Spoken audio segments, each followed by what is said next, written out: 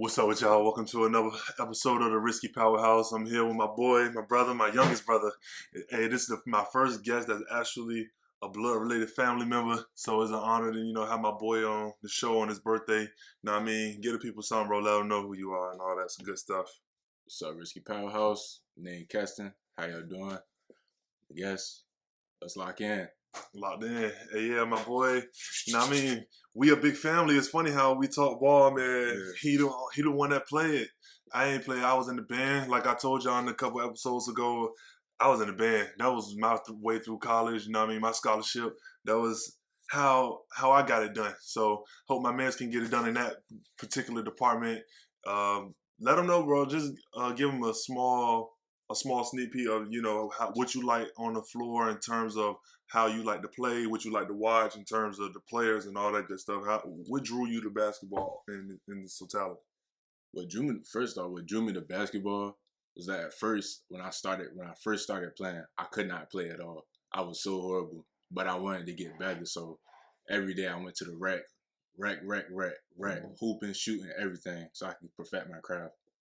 That's it. So when you're in practice nowadays, what are some of the things that they teaching y'all in practice, like on the high school level, public school era? She says, first off, the plays. You have to know the plays. That have to be in your memory. You're supposed to know your plays. If you mess up a play, you're gonna ruin the whole thing.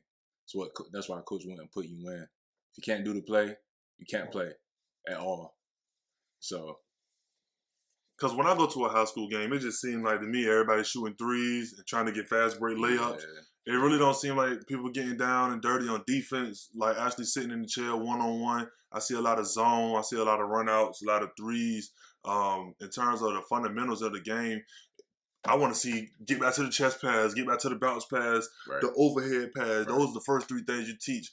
Free throws, that's mandatory. You know what I mean? 9 out of 10 free throws should be something that every young baller try to accomplish on a consistent basis. Also, things like as simple as when you're running on the right side of the court, don't dribble with your left hand. Right. Dribble with your right hand. It's small stuff that a lot of the young guys missing that need to be re-embedded into their memories, because some people think this stuff common sense. You think you can bring in some players and they already know how to dribble, shoot, and pass. Right. No, you got to teach the stuff that needs to give them the foundation to add all of the flair and flash and all that stuff. So I just wanted to touch in a little bit on the current era of basketball, being that I got a millennial in here. It's crazy how dude was born in 04, I was born in 96. It's like, oh man, I grew up in the Kevin Garnett era, Shaquille O'Neal era, Kobe. Dude grew up in the KD and LeBron. Curry era, shooting threes. And all of the foolishness in terms of everybody thinking that a 30-foot shot is the best shot. Right. I feel like this era, they say it's more skilled, but I like the fundamentals of the era before. Right. In my particular opinion, that's just my opinion. By the way, people play nowadays, they soft. So back then, it wasn't none of that. I'll tell you somebody who not soft. Man, we got Philly moving forward. Philly right now, they sitting in the 5 seed. They 2.5 games out of the number 1 seed in the East. Joel Embiid. Definitely been a hog in the lane, man. That's how I describe him, because he's just simply too much. Right. Once he lean on you, it's not much you can do. And he'll bucket in the post, he'll bucket in the mid range, in the face up, pick and pop, pick and roll. He's just too big. And when you that big and you can make dribble moves, you can make decisions like that dunk he got on Jared Allen. He got the ball and he made a decision to dribble towards the rim. He didn't just dunk on him. He drove to the rim and went up. So it's like a lot of things that he can do at that size, at that weight, that a lot of dudes can't do, bro. So, bro, what you been seeing from Embiid? You said that was your guy. You said that was, you've been watching Philly a lot this year. So let's harp on Embiid a little bit, bro. Embiid, from my perspective, that man is a GOAT. Driving, shooting, scoring. He'll prolific scorer. Prolific scorer, for sure. For sure. When he drive, you can't stop that. You can't stop it at all. 7-foot dude, shoot, dunk, layup. He 280. You can't sleep on the 280 because he got a lot of bricks in his back pocket, so to say. Like once he posts up, you gotta send 2 or 3 guys, and that's how he been getting the other teammates involved, having a career high in assists. He give you over a block a game while also giving you. He leading the league in scoring right now, 29.5 points. Embiid been doing everything for Philly so far, Right. but in my opinion, I feel like they took a step backwards in my opinion by making that move for Harden. When you look at them in the next 2 or 3 years, if they don't secure a championship like guaranteed winning, you know, they gave up 2 future picks. They gave up Seth Curry, who was a major asset. You gave up Andre Drummond, best bench rebounder in the league. Although he's on a vet minimum deal, that could have been an asset that you could have, you know, went into next year with, depending on the situation. I feel like they gave up a lot for Harden and Paul Millsap. Paul Millsap not even gonna make the rotation. Right. Like they're not. I don't even think they're gonna put Paul Millsap in the game, man.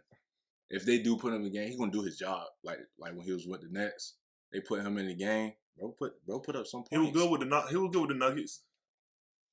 good with the Nuggets before he got to Brooklyn. But Brooklyn really can't use a Paul Millsap because they don't want to play any real true power forwards. They want to play their power forwards at center. And Millsap just too small to play small ball center, so he fell out of their rotation. That's why he was an easy throw in for that trade. You know what I mean? So with Millsap, so you basically traded simply for James Harden. You gave up your backup big, your best shooter, and 2 first-round picks for Harden, who having his worst season of his career since he been starting. I'm not counting his first 3 years when he was only playing 15 minutes a game. I'm talking about since he been playing 30 minutes, starting every game, #1 shooting guard in the league. From that time up until now, he having the worst season by far. And people think just because the rules changed is affecting him. It's really not. It's not at all. It's not the rules, bro. He don't got that first step. You can say he battling a hamstring. You can say this, that, and the third, or whatever the case may be. But the fact of the matter is, he been playing 40. He played 40-something games. He playing 37 minutes a night. How hurt are you really? Like he not playing. He not gonna be at the All-Star game. Hamstring tightness or whatever you want to call it. He missed a few games. I want to know: is it truly injury, or is it a political thing that they have to, you know, kind of push out so that they can buy time for him to just come back after the All-Star break? I really think they're trying to buy time because when he was with the Nets, the last game he played, he was playing. Nothing didn't seem wrong with him. He didn't see nothing. So I really think they're trying to buy time for him just to put him in the game, you know. And my thing with Harden, I don't understand is when it's time for a trade, when you want to get out of there, why do you just play as bad as you can? He had 4 points in Sacramento with him and Kyrie. He had 4 points and 6 turnovers that game. I don't care what MVP player it is in the league. It's hard to score only 4 points. Play 30-something minutes and you only score 4 points. But you know what it was? He didn't get not 1 free throw attempt. See, when Harden get 15 free throws, he gonna get 13 points right there. So now he get 2 layups. That's what? 19 points? Yep. He get 13 points, 2 layups, that's 17 points. He hit a 3, now he got 20. It's easy to get 20 when you getting all them free throw attempts, but when you gotta make 10 field goals, I wanna know the stat on how many games Harden have had this season with 10 field goals made and 50% shooting. Because there haven't been a lot. But I ain't gonna just harp on James Harden. I want to harp on the role players and how they're going to be affected. Because now taking away Curry and Embiid had a lot of dribble handoff action that they was running where Curry would stretch the 3 out, get to the mid-range, get to the rim, allow Embiid to have a one-on-one in small situations in terms of getting to the mid-range or diving down and getting all the way to the lane. I want to know how they're going to run it now with Harden because Harden don't move. He's just an ISO ball player. That's it. That's not going to help the team at all. So how is Tyrese Maxey going to bounce off of that? I know you've been seeing Maxey. This year he averaged about 15, 16 points, 3 or 4 assists, 3 or 4 rebounds. He out there growing in his second season with the opportunity that Doc Rivers presented him. And he's showing that he was picked number, 20 or 21. He's proven that he a lottery talent, really. What I think is that they're going to put James Harden in. They ain't going to give Tyrese Maxey his minutes, though. They're going to keep Tyrese Maxey on the bench, keep James in the game. But some games they're going to give him his minutes. See, it's going to bring inconsistency in the rotation. See, the inconsistency, that's where, see, people got to learn that a lot of times production isn't always based on the actual talent of the player. Sometimes the production is based on the consistency of your rotation. Okay, I know I'm coming in the game after the first 6 minutes. I know at the 6-minute mark of the first quarter, I'm coming in every single game. that brings a confidence, a understanding, that brings a comfortability of knowing what's going to happen. Now, when you bring in a player who's going to, play 40 minutes a game, basically, especially in the playoffs, all of the other guards, the Tyrese Maxey's of the world for defense. I mean, no, take that back. The Matisse Thybulles of the world for defense. The Tyrese Maxey, who was a versatile scorer, slash to the rim. He could catch and shoot the three when he opened. Off the double team, he played well off of the double team. When you watch him with Joel Embiid, he got a lot of open buckets. So his 15 points might not be created all through himself, but he plays within the system of what Embiid provide. You know what I mean? Yeah. How is Harden going to play off that? Because you're not going to win a championship just playing a two-man game all game. Right. Harden pick and rolling with Embiid every single play. Yeah. Either Embiid score or Harden scores. That's not going to win. You got to have a team. Like, you got to have a full group of guys who's pushing their impact on the floor at all times. And that's hard to do with Harden. It truly is because of the way he play. He don't move when he don't got the ball. And when he got the ball, he dribble it for 15 seconds. And then he get plucked. Why would you dribble the ball that long to not score just to get plucked for the other team to go way down the court to score? That's killing the team. And that goes to his turnovers that you're speaking of. Getting plucked is a phrase that we use of giving the cookies up. The ball is the cookies.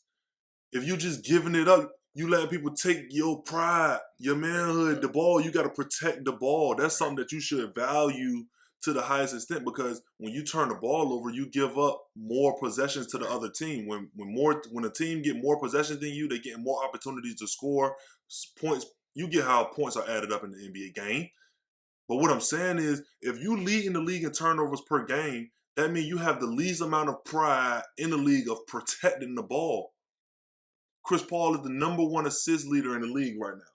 But Chris Paul averages about 2 turnovers a game while also giving you his 10.5 assists. James Harden is #2. He's about at, 10.2, 9.8 assists per game, something like that. But the difference is he averages nearly 5 turnovers per game. Do the math on the 10-5 and the 10-2. That's the greatness. That's the difference that I'm trying to explain. You got to protect the ball. And another thing is, once he turns the ball over, his hustle is lackluster. He don't rush back on defense to try to block a shot or get a steal or force a stop. He watch you run down and get a layup. And then come right down the court just to get the ball. And go down court, get the ball, inbounds it again, just to dribble it up and dribble for another 18 seconds. I just want to know, without those first-round picks, they're going to need Harden to play just as well as Embiid in the back. Harden in the backcourt have to be just as dominant as Embiid in the front court for their team to be on the championship level. Right. I want to know, is he going to be on that level for the next 2 years? Because they gave up 2 first-round picks, as well as Steph Curry, who was under contract longer than just this season. Drummond was only under contract for this season, so he's really not an asset. He only can help you up until this playoff. Right. But Brooklyn got Steph on the roster next year.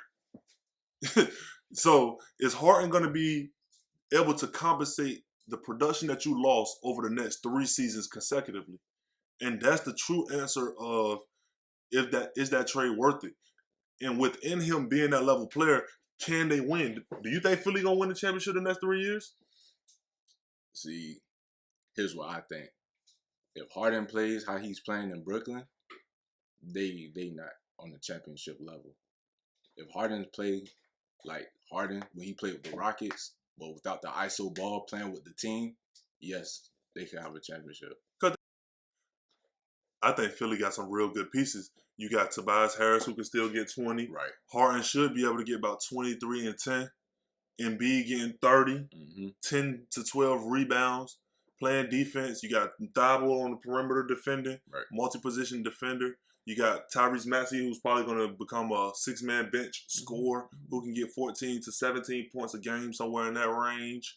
And then you got Korkmaz shooting. You got a couple of other players that's just going to fill in the role for the 7th, 8th, and 9th man. So I'm just interested to see how they look together. That's all I want to see. Everything is pretty cute and dandy now because everybody happy. Ooh, we got to trade. And I'm so happy to have Harden here. I want to see what they look like 12 months from now, because Brooklyn was all happy, smiling, and cheesing when they got together last year too. Right. And we see what happened in 12 months. So I want to see how Harden feeling when him and Embiid clash. When Embiid say, "Give me the ball," what are you doing? Give me the ball. I'm Joel Embiid, the most dominant big in the NBA. give me the ball.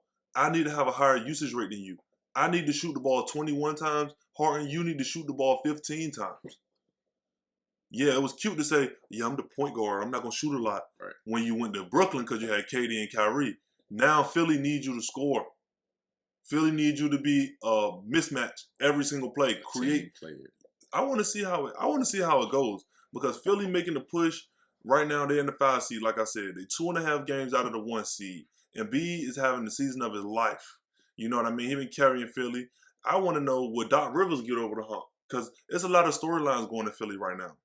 Doc Rivers had a job in Orlando with Tracy McGrady that didn't go so well. He got a job in Boston. They won a championship in 2008. But ever since that 2008 season with the Clippers, with the Lob City Clippers, with the Kawhi and Paul George Clippers, and now with the 76ers in the playoff run last year, Doc has had so many disappointments and upsets. He have had championship expectation every single year since he won the championship. Right. It's been 13 years, 14 years, and he haven't made a conference finals. Think about that.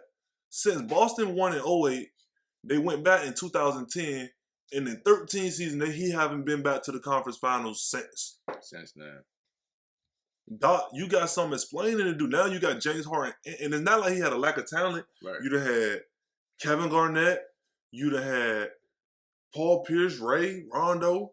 Then you go to Chris Paul, JJ Redick, Jamal Crawford, Blake, DeAndre Jordan. Then you go Kawhi Leonard, Paul George, Pat Bev, Montrezl Harrell. Then you go Embiid, Ben, Tobias, Seth. He had a bunch of talent. Right. It ain't like he just been having mediocre teams. His teams have been having championship expectation. Do you think it's his system, or do you think it's just the situation with injuries? Or how would you explain Doc since he won in 2008? With the Kawhi Paul George thing, he could have went somewhere with Kawhi, because you know Kawhi won the championship with the Raptors. Got Danny Green shooting everything. He have a contending championship team, but he have to pursue that. He have to tell his players they need to play, do your jobs. They need to score, play as a team. That's it. I think with Doc, Doc is a great motivational coach in terms of getting his guys up. I think Doc is more so suited with younger guys. Like Doc did well with Rondo growing, with Tony Allen when he was growing in his career.